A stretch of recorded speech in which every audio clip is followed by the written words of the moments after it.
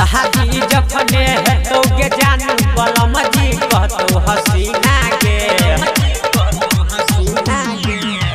शादी जखने हेतौ के जानू बलम जी कहतौ हसीना के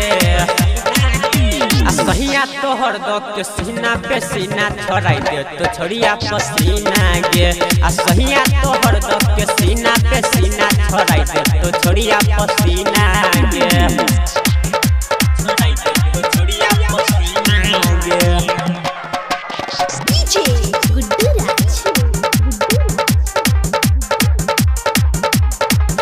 सुहुनी न जान जहिया है तो हर शादी वही दिन से चालू है तो यारवा के बर्बादी।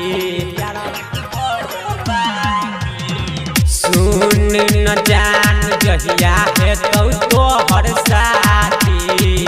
वही दिन से चालू है तो यारवा के बर्बादी। पहिरी के पियावा के प्यार में छौरी हमारा ने कोई है कमी ना गे पहिरी के पियावा के प्यार में छौरी हमारा ने कोई है कमी ना गे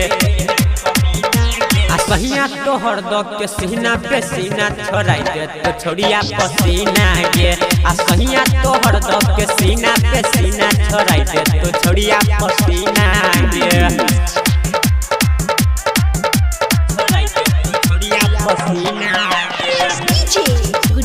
आप सुन रहे हैं युवा रिकॉर्डिंग स्टूडियो की शानदार प्रस्तुति। सोहे पर तो छोड़िया तोरा सोइया के दर्द गे किस्मत में लिखल छो तोरा लफुआ मरद गे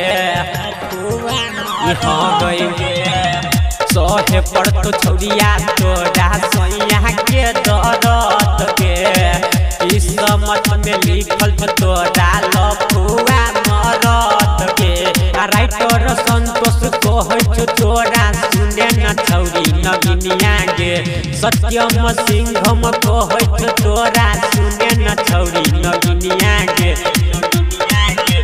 सहिया तोहर दक के सीना पे सीना छोड़ाई दे तो छोड़िया पसीना गे सहिया तोहर दक के सीना पे सीना छोड़ाई दे तो छोड़िया पसीना गे।